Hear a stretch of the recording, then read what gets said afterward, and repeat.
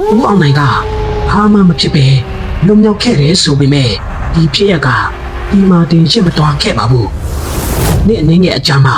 ဦးအောင်နိုင်ကြုံတွေ့ခဲ့ရတဲ့ထူးဆန်းတဲ့နောက်ဆက်တွဲအဖြစ်အပျက်တစ်ခုရှိနေပါသေးတယ်ဦးအောင်နိုင်အိမ်ပြန်လျှောက်ပြီးတပတ်ခန့်အကြာမှာထူးဆန်းတာတစ်ခုစားဖြစ်ပါတယ်သူညအိတ်တိုင်းအိမ်မက်ထဲမှာစောစောကအဖိုးကြီးနဲ့အဖွားကြီးကိုခက်ရေးရေးပြန်မြင်နေရတယ်သူတို့ကဘာမှမပြောဘဲဦးအောင်နိုင်ကိုစိုက်ကြည့်နေကြတာပါတညမှာတော့အဖိုးကြီးကအိမ်မက်ထဲမှာစကားတခွန်းလာပြောပါတယ်ငါတို့စီမှာအချွေးကြံနေတယ်တဲ့ဦးအောင်နိုင်လက်လို့လာတော့ချွေးတွေပြန်နေတယ်သူစဉ်းစားကြည့်လိုက်တော့အဲ့ဒီညကပတ်စံပေးပေမဲ့သူတို့ကမယူခဲ့တာပါဒါကိုဘာလို့အချွေးလို့ပြောတာလဲသူကားပေါ်ကဆင်းပြီးသူအမြဲဆောင်ထားတဲ့ပတ်စံအိတ်ကိုဖွင့်ကြည့်လိုက်တဲ့အခါတကူလုံးအေးဆက်သွားခဲ့ရတယ်သူပတ်စံအိတ်ထဲက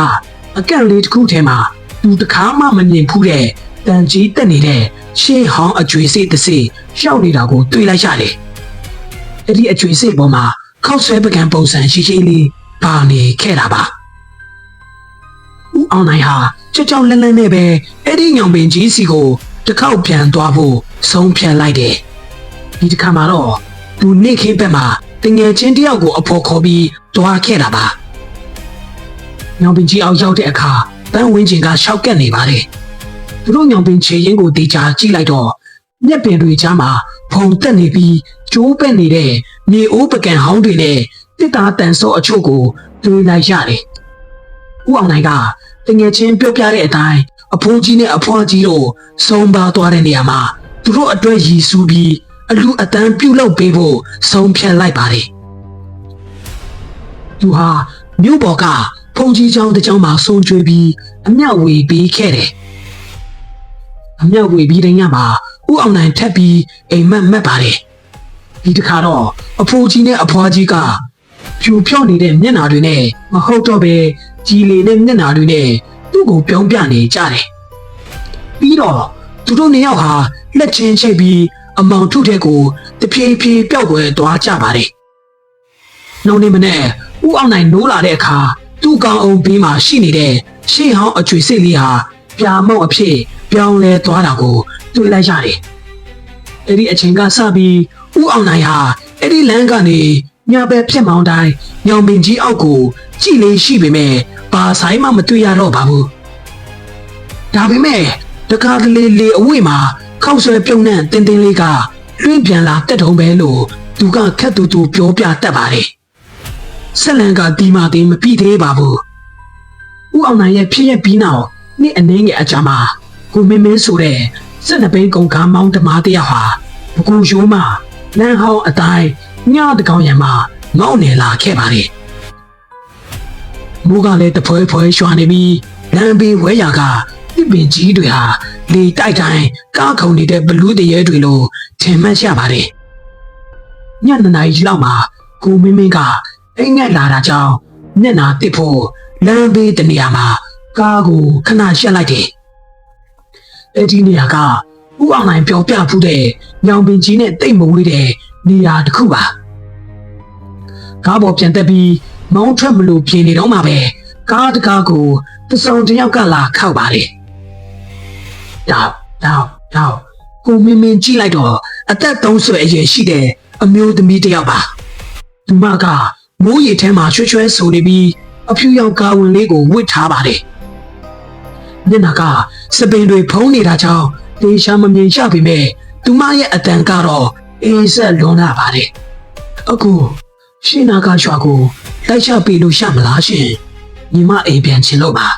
ကိုမင်းမင်းဟာတနာစိတ်နဲ့တကားဖွင့်ပေးလိုက်တယ်အဲ့ဒီအမျိုးသမီးကကားနောက်ခန်းကအိတ်စင်ပေါ်မှာတက်ထိုင်လိုက်ပါတယ်ကားစမောင်းတာနဲ့တပြိုင်နဲ့ကားထဲမှာပုတ်စော်နေ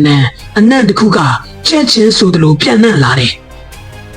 ကိုမင်းမင်းကတော့ကားပေါ်မှာတင်ထားတဲ့ဂုံလျှောက်တွေအနံ့လိုပဲထင်ခဲ့တာပါလမ်းတစ်ဝဲလောက်လျှောက်တော့ကိုမင်းမင်းဟာနောက်ခန်းကအမျိုးသမီးကိုစကားလမ်းပြောလိုက်တယ်ညီမဒီအချိန်ကြီးပါလို့တယောက်ထဲလမ်းပေါ်လျှောက်နေတာလေ ပြန်ထူးတယ်မကြားရပါဘူးကိုမင်းမင်းကအိပ်ပျော်သွားပြီအထင်နဲ့ကားရှိကနောက်ကြည့်မှန်ကိုတစ်ချက်ကြည့်လိုက်မိတယ်ဟင်ကိုမင်းမင်းရဲ့နှလုံးခုန်တန်ဟာရှက်တက်မတက်ဖြစ်သွားတယ်နောက်ကြည့်မှန်ထဲမှာနေနေရတာကအမျိုးသမီးတစ်ယောက်မဟုတ်တော့ဘူးအသားတွေအရေးပျော်ကျနေပြီးညလုံးတစ်ဖက်ကထွက်ကြလူနီပါဖြစ်နေတဲ့အလောင်းတစ်လောင်းပါအဲ့ဒီအလောင်းကသူ့ကိုမှန်ထဲကလေစိုက်ကြည့်ရင်ပါဆက်ကြီးကိုနှရွက်နာအထိပြဲပြီးပြောင်းပြနေတယ်ကိုမင်းမင်းဟာရှောင်းလန့်တခြားနဲ့ဘရိတ်ကိုအတင်းနှင်းလိုက်တယ်ကားကလမ်းဘေးကိုထိုးချမတဲ့ဖြစ်သွားပြီးရှက်သွားခဲ့တယ်လူကားပေါ်ကနေခုန်စီးပြီးနောက်ခန်းကိုလဲကြည့်လိုက်တဲ့အခါဘယ်သူမှမရှိတော့ပါဘူးဒါပေမဲ့တူထိုင်သွားတဲ့နေရာမှာတော့ရှုံးနုံတွေနဲ့ရောနော်နေတဲ့တွေးကွက်တွေကြံရစ်ခဲ့တယ်ကိုမင်းမင်းဟာလည်းကားကိုပြစ်သားခဲ့ပြီးလမ်းပေါ်မှာတွေ့တဲ့တခြားကားတစ်စီးကိုအတင်းသားပြီးတော့ဆင်းပြေခဲ့ရပါတော့တယ်နောက်ပိုင်းမှာစုံစမ်းကြည့်တော့မှသိရတာကလွန်ခဲ့တဲ့တလားကအဲ့ဒီနေရာမှာပဲအမျိုးသမီးတစ်ယောက်ဟာကုန်ကားတစ်စီးရဲ့တိုက်မိချင်းကိုခံခဲ့ရပြီးကားသမားကတာဝန်မရှိဘဲလမ်းဘေးကမြောင်းထဲကိုပြစ်ချထားခဲ့တာပါလူမဟာဆေးရုံမရောက်ခင်မှာအဲ့ဒီမြောင်းထဲမှာတင်အထီးကျန်စွာနဲ့တေဆုံးသွားခဲ့ရတာဖြစ်ပါတယ်ကိုမင်းမင်းကတော့အဲ့ဒီနောက်ပိုင်းကားမောင်းတဲ့အလုပ်ကိုပါဆွန်းလွတ်လိုက်ပြီးအခုထက်ထိညဘက်ဆိုရင်အပြင်မထွက်ရတော့ဘူးလို့ဆိုပါတယ်ကိုမင်းမင်းကားမောင်းတဲ့အလုပ်ကနေနားလိုက်ပေမဲ့ဒီဖြစ်ရက်ကရန်ကုန်ပဲခူးလမ်းဟောင်းပေါ်ကကားသမားတွေကြားမှာတော့တိုးမီပမာပြန်နှံ့သွားခဲ့ပါတယ်အထူးသဖြင့်အဲ့ဒီလမ်းပန်းမှာရှိတဲ့ညောင်ပင်ကြီးနဲ့တွင်းဆုံးခဲ့တဲ့မြောင်ဟောင်းချားကနေရာဟာကားသမားတွေအတွက်တော့ချိန်စာသင့်နေလို့ဖြစ်လာခဲ့တယ်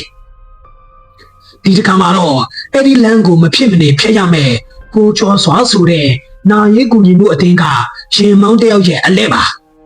ဒီထိတ်လန့်စရာကောင်းပြီးရှောက်ရှားဖို့အရန်ကောင်းတဲ့အဲ့ဒီလမ်းမကြီးပေါ်ကိုကျော်စွာတဲ့အောင်ဘယ်လိုဖြတ်တန်းကျော်ဖြတ်သွားမလဲဆိုတာရေးမပြီးသေးတဲ့လာမဲ့အပိုင်းတုံးမှာဆက်လက်စောင့်မျှော်ပေးကြပါဦးခင်ဗျာဟုတ်ကဲ့အားလုံးပဲမင်္ဂလာပါဗျာကျွန်တော်ကတော့ဒီဆက်လန်းလေးကိုရေးသားတင်ဆက်သူတက်အောင်စင်ပဲဖြစ်ပါတယ်ခင်ဗျာကျွန်တော်ရဲ့တင်ဆက်ပုံကစိတ်ဝင်စားစရာမကောင်းပေမဲ့အဆုံးထိလိုက်ပါကြည့်ရှုနားဆင်ပေးကြလို့အားလုံးကိုကျေးဇူးအထူးပဲတင်ရှိပါတယ်ဗျာတကယ်လို့ဒီဆက်လန်းလေးကိုချိုင်းနေတက်ခဲ့မယ်ဆိုရင်ကျွန်တော်ရဲ့ channel လေးကိုလည်း like and subscribe လေးနဲ့အသစ်တင်တိုင်းကြည့်ရဖို့ဘေးနာက notification bell လေးကိုနှိပ်ပြီးအားပေးသွားဖို့တောင်းဆိုချင်ပါတယ်ခင်ဗျာနောက်ဗီဒီယိုတွေမှာလည်းပြန်လည်ဆုံတွေ့ချင်ပါတယ်ဗျာ